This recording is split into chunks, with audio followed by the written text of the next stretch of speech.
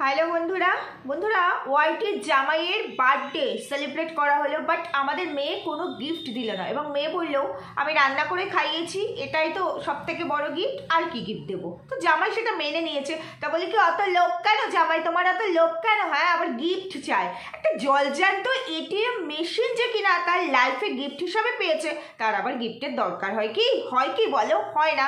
এরকম একটা বউ যে কিনা নিজে ইনকাম করে তার হাজবেন্ডের সমস্ত কিছুর দায়িত্ব নিচ্ছে। আমরা সাধারণত জানি বিয়ের পরে হাজবেন্ড তার ওয়াইফের ভরণ পোষণের দায়িত্ব নেয়। এখানে আমাদের মেয়ে মানে আমাদের মারুসোনা প্রপার দায়িত্ব নিয়েছে। কিন্তু আমাদের পম্পম কিন্তু কাজ করে, তার কিন্তু দোকান আছে, বিজনেস আছে, বুঝতে পারছে। সে কিন্তু পার মান্থ 40 থেকে 45,000 টাকা ইনকাম করে, তবে সেটা শুধু থুক্কি ওই রকম। যেমন আমাদের ম্যান্ডুর একটা বিজনেস আছে, আমাদের স্যান্ডু যেমন ওই শেয়ার মার্কেটে টাকা লাগায়, কিন্তু ওয়াইডে না থাকলে ফুস, মানে ওগুলো সব টুকি এইরকমই। মানে এদের যারা কিনা ক্রিয়েটার তাদের এক্সট্রা যে ইনকামগুলো থাকে, মানে আউটসাইডে তাদের যে সমস্ত ওয়েগুলো থাকে সবই থুকি। এখন আমাদের এই বরবেচে শুরু করেছি থুকি গোল জুয়েলারি, বুঝতে পারছো বিষয়টা এরকমই। তো যাই হোক, দেখলাম আমি কালকে এই নিয়ে আর কোনো ভিডিও দিতে পারি না, যে বললাম মেয়ের এক্সাম শুরু হচ্ছে, মানে ওই সেকেন্ড ইউনিট, তো সেই জন্য একটু চাপে আছি বলে ভিডিও দিতে পারছি না ঠিকঠাক করে। যাই হোক, চলো লেট করে হলেও দিচ্ছি তো চলো যাই, যেটা বলতে চাইছি, আমাদের পম্পমের বার্থডে গেল। আমি অনেক দেরি করে এখন হ্যাপি বার্থডে বললে কি সেটা একটা মানে কি আমার শাশুড়ি হিসাবে কেমন একটা হয়ে যাবে, মানে এমনি আমাদের পেছন থেকে গুজে দেবে বলেছিল। যাই হোক, এই যে পম্পমের বার্থডে, মারু মানে ব্যঞ্জন, মানে ওই 13 পদের ব্যঞ্জন রান্না করে হাজব্যান্ডকে দিল। ও একা থাকে, ও নিজের মতো করে থাকে, ওকে গাইড করার কেউ নেই। সেই জায়গায় আমি বলবো নিজের মতো করে রান্না করে দিয়েছে, যেটা সেটা খুব ভালো, মানে নিজের মতো করে একা সবটা অ্যারেঞ্জ করে যতটা করেছে যথেষ্ট করেছে। আর কেসনা গগ্গারাসা গেলছিল, বাবা পম্পম তো বেশ ভালোই খেতে পারে ভাত, তারপরে রাইস, না খাওয়া দাওয়া নেই কোনো কথা না, কিন্তু বুঝতে পেরেছো, সুন্দর সাজিয়ে দিল, সুন্দর খেতে বসলো। কিন্তু এই যে ভাসুরের ছেলে মেয়ে দুটো, মানে ছেলে নয় মানে মেয়ে দুটো যে এসছে, তাদেরকে দেখলাম, তাদেরকেও খেতে দিল, তাদেরকে দিচ্ছে। কিন্তু আমার কথা হলো, একটা মানুষ যদি আমার বাড়িতে আসে তাকে একটু অন্যরকম ভাবে আপ্যায়ন করতে হয়। আর এরা তো দুটো বাচ্চা, মানে দিচ্ছি করছি, মানে কিরকম করে না হেলা ফেলা হবে। কেকটা মুখের মধ্যে দিলাম, একটা প্লেট জোটে না কেন? বাচ্চাটাকে একটা প্লেটে করে কেকটা দিলে কি হতো? হ্যাঁ, সেটা দেখতেও তো একটা সুন্দর। তারপরে এটা একটা ভিডিও হচ্ছে, এটাকে মানে ভিডিও পাবলিক করা হবে, অনেক মানুষের সামনে যাবে, তাহলে জিনিসটা তো একটুখানি মানে সাজিয়ে গুছিয়ে দিলে, অর্গানাইজেশনটা ভালো হলে দেখতে ভালো হয়। মানে ওই যে কথায় বলেন আগে দর্শনদারি তারপরে গুণ বিচারি, গুণ তো আমরা অনেক আগে বিচার করে ফেলেছি, দর্শনদারিতেও যদি এতবার ফেল করে আমাদের মারুসোনা, তাহলে কি আর হয় বলো? শুধু ঘুরে বেড়ালেই হবে না। যাই হোক, এমন বার্থডে, গ্যাস নেই, জল নেই, মা নেই কি আছে তোমরা আমরা কি দেখেছি? সবই কি ক্যামেরা অন করে সিসি ক্যামেরা লাগাতে হবে, তাহলে বুঝতে পেরেছো, সিসি ক্যামেরা লাগাতে হবে। বাবা জামাইয়ের বার্থডে গেল, শ্বশুর শাশুড়ি কেউ আসলো না, এটা হতে পারে, আসতেও হতে পারে। কিন্তু সব থেকে বড় কথা হলো, এই যে পম্পমের বার্থডে, আমি তো শূন্য অবাক হয়ে গেছি। 25 বছর কমপ্লিট হইল আমাকে জামাইয়ের, 25 বছর। বললো সোমকে বললো তুই হচ্ছিস কি 13 বছর পরে তো মানে আগমন ঘটিছে, আমার আগমন ঘটিছে 13 বছর আগে, মানে 25 বছর বয়স আমাদের পম্পমের। সত্যি পম্পম কি ছোট্ট খাট্ট একটা দুগলা পুগলা মানুষ, মানে ধানি লঙ্কার মতো পম্পম, বুঝতে পেরেছো? তো আমার কথা, যার বার্থডে মানে যে বার্থডে বয় যার কিনা রাত্রিবেলা একটা সারপ্রাইজ বার্থডে কেক কাটা হলো, অনেকে আবার তোমরা ধরেও ফেলেছে, আবার অনেকে লিখেও দিয়েছে কমেন্ট সেকশনে, সারপ্রাইজটা ঠিক হলেও না, জানি এটা নাটক, তারপরেও হ্যাপি বার্থডে থুক্কি ওরকম করেই তো খেলা চলে। কন্ট্রোভার্সি না থাকলেও তোমরা এখন অনেক কিছু বুঝে যাও। যেটা বলতে চাইছি, ক্রিয়েটার ব্লগিং এর নামে এরকম থুক্কি খেলায় বেশিরভাগ চলে, বুঝতে পারছো? এগুলো একটু বুঝতে হবে, আর যদি বোঝে তাহলে খুব ভালো বুঝপাতা, যদি না বোঝে তাহলে কিন্তু আরো ভালো তেজপাতা, বুঝতে পেরেছো? তো যাই হোক, তো রাত্রিবেলা কেক কাটা হলো, সব হলো। তো বলি কাছের থেকে কাছেই তো থাকে, তো ছেলে মানে বার্থডে বয় বউকে হেল্প করছে, সব করছে, ঠিক আছে, দোকানেও তো যায়নি, তো একটুখানি বাবা মাকে গিয়ে একটা প্রণাম, পায়ে ঠেকে প্রণাম করে তো আসতে পারতো। মানে ভালো সন্তানরা সাধারণত তো তাই করে, তাই না? আর এই যে বার্থডে যতটুকুই হলো, ধরো 5 রকমের ভাজা দিয়ে, যখন কাছে থাকে বাবা মা, দূরে থাকলে সেই বিষয়টা আলাদা, কাছেই যখন থাকে জাস্ট একটুখানি ডিফারেন্স। তো ওই অপম তো একটুখানি ওই বাইকে করে গিয়ে ওই খাবারটা একটু বাবা মাকেও দিয়ে আসতে পারতো, কিংবা বাবা মাকে বাইকে করে নিজের বাড়িতে একটু নিয়ে আসতে পারতো দুপুরবেলা, তারপরে আবার না চলে যেত বাবা মা। কি ভুল বললাম, মানে ছেলের জন্মদিন বলে কথা, তাও প্রথমবার বোধহয় এইরকম ভাবে ছেলের জন্মদিন সেলিব্রেট হচ্ছে বৌমার অনারে। কারণ আমার মনে হয় না পম্পম জীবনে কোনোদিনও তার বাড়িতে বার্থডেতে কারো কাছ থেকে 1 চামচ পায়েসও পেয়েছি বলে আমার মনে হয় না। যদি সেটা হতো তাহলে এটাও আমরা দেখতাম ওদের ব্লগে, অন্তত পম্পমের মা বাবা পম্পমকে একটা মানে ওই উইশও করতো, মানে বার্থডের জন্য যে আশীর্বাদ করছি এটুকু তো করতো, আর কিছু না করুক। মানে আমাদের বাবা মারা মানে এখনকার মতো উইশ ফুইশ এই বিষয়গুলো না বুঝলো, তারা কিন্তু আশীর্বাদ করে, মানে আমার তো করে, আমার করেই।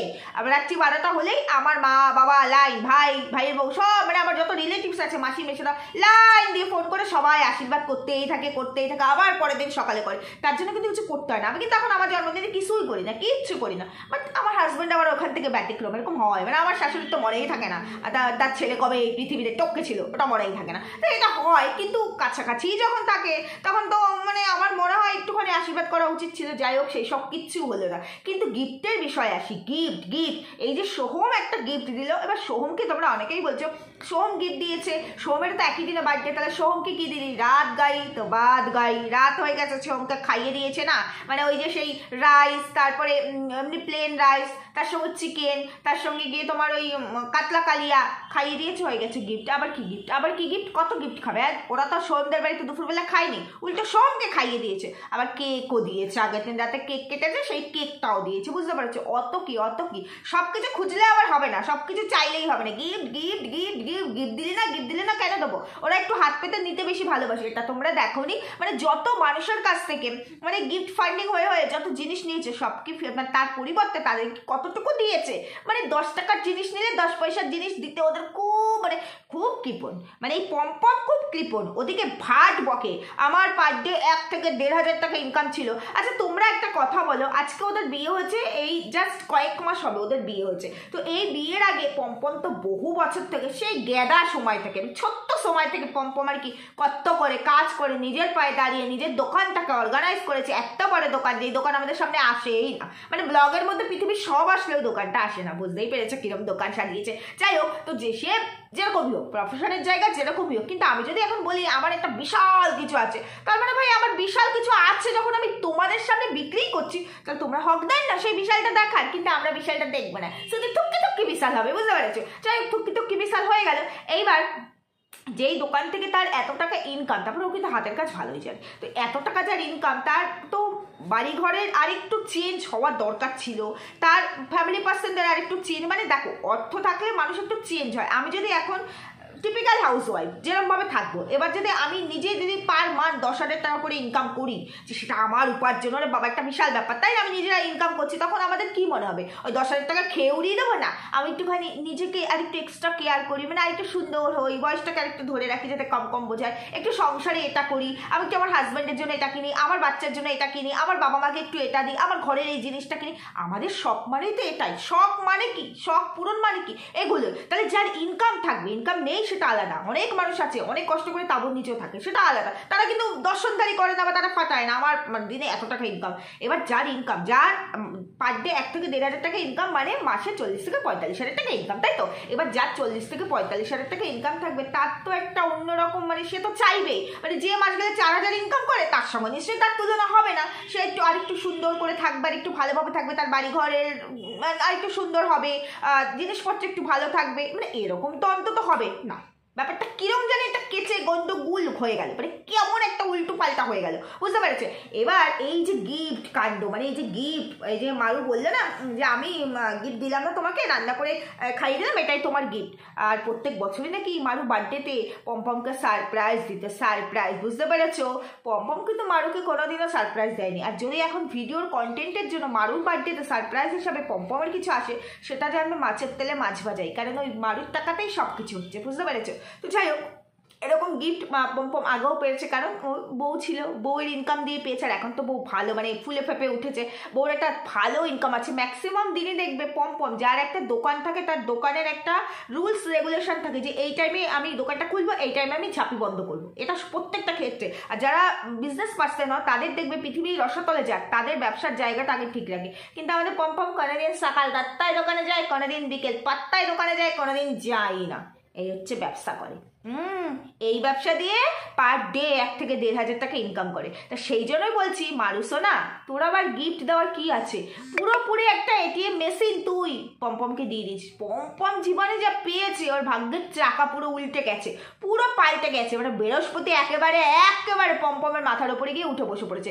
এবার এই গুরুদেবের যে কি আশীর্বাদ, সেই আশীর্বাদে একেবারে দুধ যে নাচছে পুতছে ফলবে এরপরে, বুঝতে পারছো? মানে দুধও নাও পুতো ফলো, এই অবস্থা আছে পমপমের। তাই জন্য পমপম এখন একটু এক্সট্রা ছ্যাবলা হয়ে গেছে, এক্সট্রা বউর প্রতি আধিক্যতা দেখায়। মানে নিজের থেকে বেশি ওই বউকে আমি হাওয়া মারছি তেল মারছি, তাকে এটা তো করতেই হবে, এটা তো ন্যাচারাল ভাই। যে গরু দুধ দেয় তার লাঠিও খেতে হবে। এখানে তো বউ, সেই বউ কিনা এত কিছু করে পরিশ্রম করে উপার্জন করে স্বামীর জন্য এত করে, এরা বউ পাওয়া ভাই ভাগ্যেরই ব্যাপার।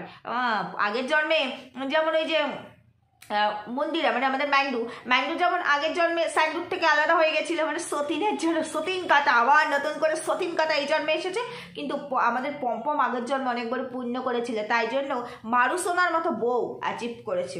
বললে হবে, দেখলে হবে, খরচা আছে। যার কিনা বাইকের তেল ভরার পয়সা থাকে না, সে আজকে বুঝতে পারছো, মানে চর্বচস্য করে খাচ্ছে, বুঝতে পারছো? বোঝো বোঝো, ভাবো। এই ছেলেদেরকে বলছি, বিয়ে করলে এরম বউ, মানে বিয়ে করবে এরম মেয়ে যে আর কি মালু আছে, যে আর কি ইনকাম করে, বুঝতে পারছি?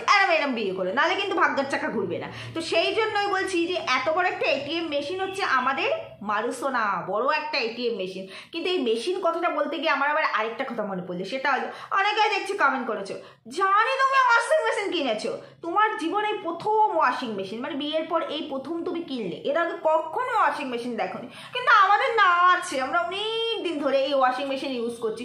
বারবার ওয়াশিং মেশিনটা দেখাতে হবে না, বলছি ওয়াশিং মেশিনটা না ওই মারুসোনার থেকে বেশি পমপম দেখিয়েছে। জামা কাপড়গুলো তো পমপমই ভিজিয়ে দিয়েছিল, রাত্রিবেলা সকালে নিয়ে গিয়ে আবার মেলে দিল, পমপমই দেখাচ্ছিল। মানে জীবনে কিছু না দেখলে প্রথমবার দেখলে যেটা হয়, বুঝতে পারছো? এমন অনেক মানুষ আছে, মানে আমরা সবাই মানে দেখে অভ্যস্ত হয়ে তো কোনো কিছু তো আসি না, প্রথমবারই যে কোনো কিছুকে দেখি, যে কোনো কিছুকে অ্যাচিভ করি, ফিল করি। কিন্তু তাই বলে এরম না, মানে প্রত্যেকটা মানুষের একটা ম্যানার্স থাকে। আমাদের পমপমের ম্যানার্স হচ্ছে পেছনে গুজে দেবো, নন্দন বড়াও, ওই পর্যন্ত। বার্তা শুনলেই তো বোঝা যায় এ ঠিক কোন ক্লাসটা, কোন ক্লাসের মানুষের, মানে এ ঠিক কী ধরনের জিনিস এর ক্যাটাগরিতে যায়। তো সেই জায়গায় এত কিছু যদি পেয়ে যায় একসাথে, না চাইতে না ভাবতে, মানে জাস্ট ভাবা যায়। তাহলে তোমরা ভাবো কি করে? আর মারুসোনা তো বলেই দিয়েছে, আমার শ্বশুরবাড়ির লোককে আমি বলি না আমার বাড়িতে আসতে, তাই তারা আসে না, ওরকম করে আনলে হবে না। বা আমার বরের বার্থডেটা শুধু আমি একা সেলিব্রেট করবো, আর আমার বরকে আমি নিজের হাতে রান্না করে খাওয়াবো। করেছি তো, এনেছি তো শ্বশুরবাড়ি, মানে আমার ভাসুরের মেয়েকে এনেছি তো। আর কত চাও তোমরা? শ্বশুর শাশুড়ি সবার ঝামেলা, যার কারণে আমি নিজে আলাদা থাকি। ওই বাড়িতে যাবেটা কে? ওই বাড়িতে শুধু সম্পত্তির ভাগ যখন ভাগাভাগি হবে তখন ভাগটা নেবো। তাছাড়া ভাই আমি হচ্ছে গিয়ে এটিএম মেশিনওয়ালা বৌমা, মানে আমাকে প্রেস করলেই ভ্যা করে টাকা বেরোবে, বুঝতে পারছো? তো সেই জায়গায় আমার তো একটা অন্যরকম এলেম আছে, আমি কি আর এদের সাথে অ্যাডজাস্ট করতে পারি? আমার বিষয়টাই আলাদা, এটা তো ঠিক কথাই। যেখানে নিজে উপার্জন করে তার তো ব্যাপারটা আলাদা, তার তো কিছু না কিছু ট্যালেন্ট আছে, তার মধ্যে তো কিছু ব্যাপার আছে বস। এমনি কি আর টাকা ওপর দিয়ে পড়ে তো না, তার জন্য তো কিছু করতে হয়, নিজের কিছু দেখাতে হয়। মানে ভাগ্য চাই, তারপরে ট্যালেন্ট চাই, সব মহিমা একেবারে রূপান্তরিত আমাদের মারুসোনা। আর তোমরা দেখছি মানে মাঝে মধ্যে আমি দেখি একটা জিনিস কমেন্ট করো তোমরা অনেকেই, এত ঠাকুর মন্দিরে যাও, এত ঠাকুরের দর্শন করো, এত ঠাকুরের প্রসাদ খাও, এত কিছু করো, ঘরে একটু পুজো দিতে পারো না? ভাই তোমরা কেন ভুলে যাও ও যেই জায়গাটায় ওদের বাড়ি, সেখানে ওদের মানে যে কমিউনিকেশনটা ছিল, ওইখানে হিন্দু মুসলিম সব একত্রিত হয়ে থাকতো। তো সেখানে এই কালচারটা ও অবজার্ভ করেছে, মানে এই হিন্দু কালচারটা ওর ভালো লাগে। তার মানে এই নয় ব্লাড আমরা যেটা নিয়ে জন্মাবো, আমাদের ব্লাড সেটাকেই টানবে, এটা তো বাস্তব কথা। সেটা তোমার বলে আর আমার বলে, তো ও জন্মগত মুসলিম, ও ঠাকুরের পুজো করবে এত সহজে, যেটাই করবে না কেন সেটা দর্শনদারি, মন থেকে কখনো কেউ করতে পারবে না, এটা হয় না। এবার কি বলতো, আমরা এমন একটা ধর্ম না, আমাদের ধর্মে আমরা এই বেড়াজালগুলোকে রাখি না, কে হিন্দু কে মুসলিম কে বৌদ্ধ কে শিখ কে খ্রিস্টান, তাই আমরা এদেরকে সবাইকে সাগরে আমন্ত্রণ করি। এই ব্যাপারটা যদি উল্টো হতো, মানে পমপম উল্টো মারু উল্টো যদি হতো, তাহলে বিষয়টা এখন অনেক বড় জায়গায় যেত। এটা একটুখানি তোমাদের এই মেমোরিতে ঢুকিয়ে নাও। তাই তোমরা কি মনে করো, যাদের জন্য ওদের সব চলছে, এত বিলাসিতা, ওরা আজকে জীবনে দাঁড়াতে পেরেছে, যাদের জন্য, তাদের কথা ওরা শুনতো না, এটা তো হয় না, এই কথাটা ওরা মানবে না। তাই বারবার একই জিনিসকে কমেন্ট করে আমার মনে হয় নিজেদের দেবতাকে বোধহয় ছোট করা হচ্ছে। তাই প্লিজ তোমরা কেউ এই কমেন্টটা আরও করো না, কারণ মানুষ মন থেকে না চাইলে সেটা করতে পারে না। ও বিয়ে করেছে একজন হিন্দুকে, বাট ও কিন্তু ধর্মান্তরিত হয়নি। ওরা নিজেরা নিজেদের ধর্মকে বজায় রেখেই ওরা স্পেশাল ম্যারেজ একটা বিয়ে করেছে। এবার ওর ভালো লাগে শাঁখা সিঁদুর, সিঁদুর পরলে তো মেয়েদের মুখ এমনিই খোলে, শাঁখা সিঁদুর মানে একটা বুঝতেই পারো অন্যরকম জিনিস, তো সেই জন্য সেটাকেও পরে। এবার যেহেতু হিন্দু ছেলেকে বিয়ে করেছে তাই ঠাকুর দেখতে যায়, ফুর্তি করে, সব করে, কিন্তু তার মানে এই নয় যে ও নিজের হাতে সাজিয়ে গুছিয়ে পুজো দেবে। এটা আশা করো না, এত সহজে হবে না কখনো, সেটা বলছি না, হতেও পারে মানে নাও হতে পারে, তবে এত সহজে আশা করি না। যাই হোক, ওভারঅল ভিডিওটা আমার এইটুকুই ছিল। আর আজকে মারুসোনাকে নিয়ে অনেকদিন পরে ভিডিও করলাম, আর এত এক্সাইটেড ছিলাম যে আমি ইন্ট্রোই দিইনি। যাই হোক, শুরু থেকে অব্দি ইন্ট্রো আর দিইনি, এখন আর শেষে এসে কি ইন্ট্রো দিব, ঠিক বললাম না ভুল বললাম জানিও। সুস্থ থেকো, ভালো থেকো, দেখা হবে পরবর্তী ভিডিওতে। টাটা।